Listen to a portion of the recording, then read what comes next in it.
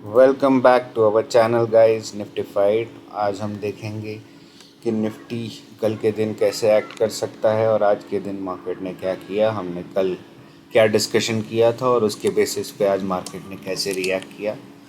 तो अगर आपने कल का वीडियो देखा है तो आपको याद होगा कि हमने कहा था कि ये जो लेवल है 24,365 का, उसको अगर मार्केट निकालता है तो हम एक बुलिश ट्रेड प्लान कर सकते हैं, जो कि मेरे पर्सनली अपने लिए जो ट्रेड था वो मैंने कहा था।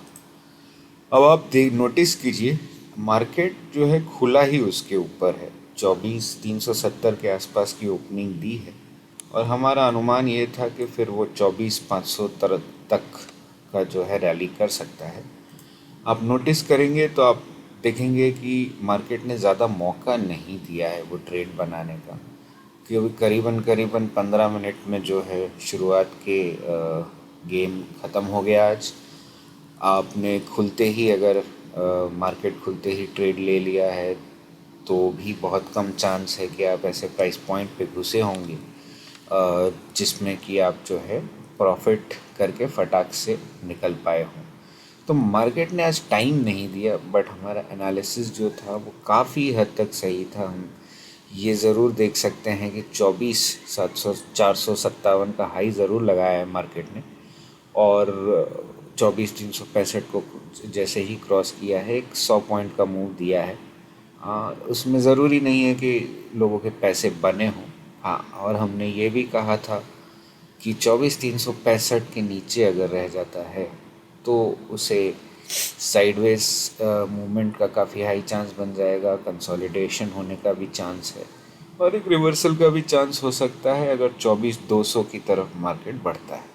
24,300 की तरफ मार्केट गया ज़रूर है आज के दिन में। आप नोटिस कीजिए तो जो लो लगाया है मार्केट ने आज, वो लगाया है 24,290 का। तो ये एक मोटा मोटी ट्रेडिंग रेंज थी, लेकिन यहाँ पे लो लगाने के बाद जो है मार्केट पूरा दिन साइडवेज रहा। हाँ, ये ज़रूर है कि 24,365 के लेवल को क्लोजिंग बेसिस पे मार्केट ने ब्रेक नहीं किया है। तो ये आज के दिन का जो सुबह का 15 मिनट का मूव था, क्या हम इसको ब्रेकआउट मान सकते हैं? जी बिल्कुल नहीं मान सकते। क्यों नहीं मान सकते? क्योंकि एक ओपनिंग मूव जो था वो सस्टेन ही नहीं कर पाया। अगर 10 मिनट भी अगर मार्केट सस्टेन नहीं कर पा रहा है किसी मूव को, तो उसको एक ब्रेकआउट मानना कोई भी एक्सपर्ट आपको नहीं सजेस्ट करेगा। हालांकि कैंडल जो है इस वजह से जो बनी है वो करीबन करीबन एक शूटिंग स्टार है डेली लेवल पे। अब आप नोटिस कीजिए, ऐसा एक और सिमिलर कैंडल कहाँ बना है। सिमिलर कैंडल जो है वो यहाँ बना है, जिसमें विक जो है ऊपर का बड़ा था और नीचे का विक छोटा था और बॉडी छोटा था। करीबन करीबन वैसा ही कैंडल ये बना है। हालांकि इसको एग्जैक्टली शूटिंग स्टार नहीं कह सकते, क्योंकि नीचे का भी विक जो है वो थोड़ा सा ज़्यादा बड़ा है, जो एग्जैक्टली एक शूटिंग स्टार को तो नहीं डिफाइन करती है, लेकिन करीबन करीबन जो है इसको एक बेरिश कैंडल माना जाएगा on a daily time frame. अब चार्ट के लेवल पे हमें कल के लिए क्या ध्यान रखना है? कल के लिए हमें ये ध्यान रखना है कि कल है निफ्टी का एक्सपायरी, और एक और चीज़ ध्यान रखना है कि परसों है छुट्टी।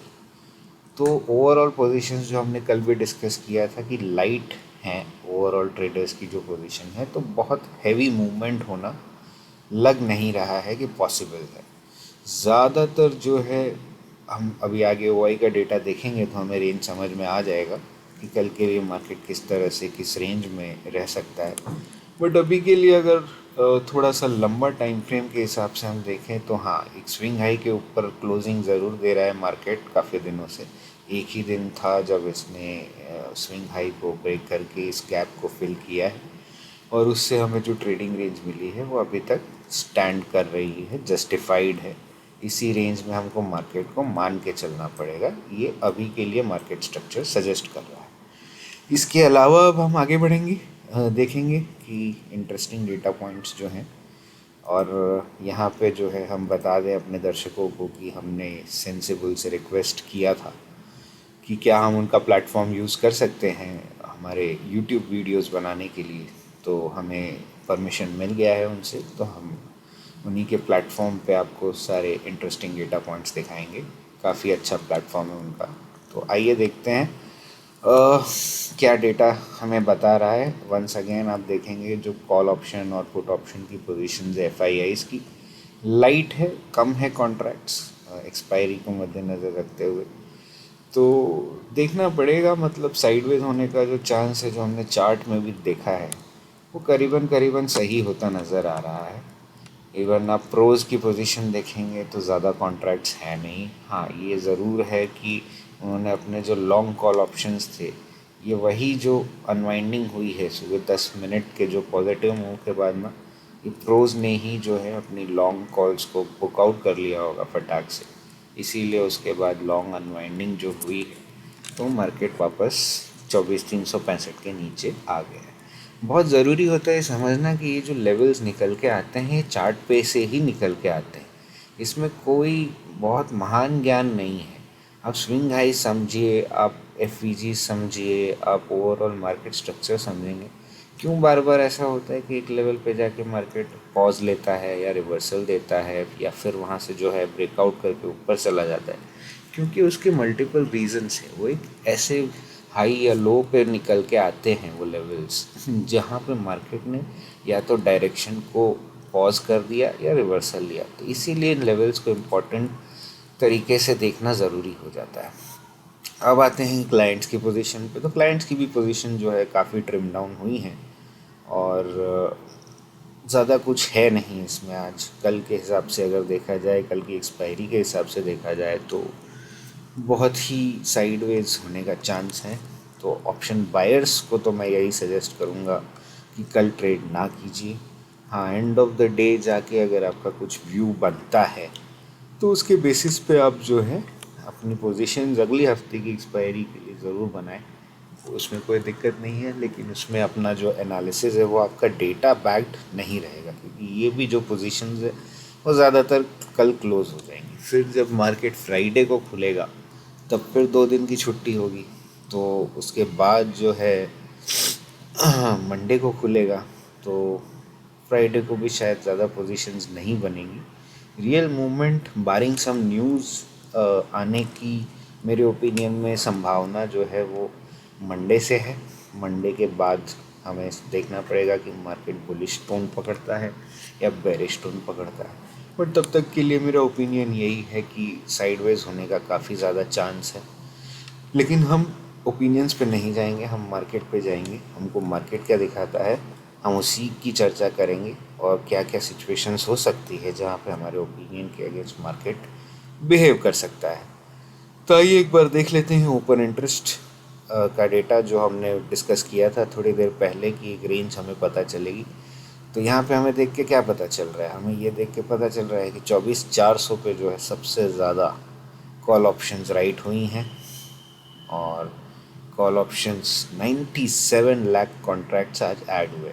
ये वही होंगे शुरुआत के 10 मिनट के मूव के बाद जो है राइट होना स्टार्ट हो गए होंगे यहाँ पे। तो ये जो राइटिंग हुई है वो यहीं पे ऐड हुई है, और वही यहीं पे 24,500 पे और कॉल राइटिंग ऐड हुई है 61 लाख कॉन्ट्रैक्ट्स की। तो ये बहुत ही स्ट्रॉन्ग रेजिस्टेंस माना जाएगा कल की एक्सपायरी के लिए 24,400 का लेवल। और डाउन साइड में हमने कल जो देखा था वो ये था कि हमको सबसे ज़्यादा OI दिख रहा था 24,000 पे और 24,200 पे।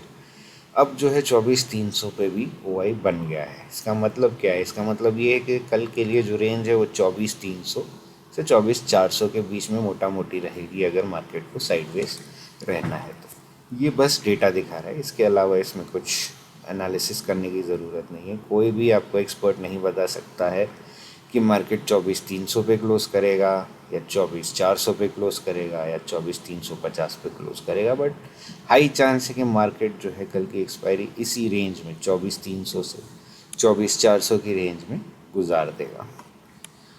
अब आइए देखते हैं ऑप्शन चेन क्या कहता है। ऑप्शन चेन आपको ओवरऑल यही कहता है कि कॉल राइटिंग बहुत ही ज़्यादा है, बहुत हैवी है।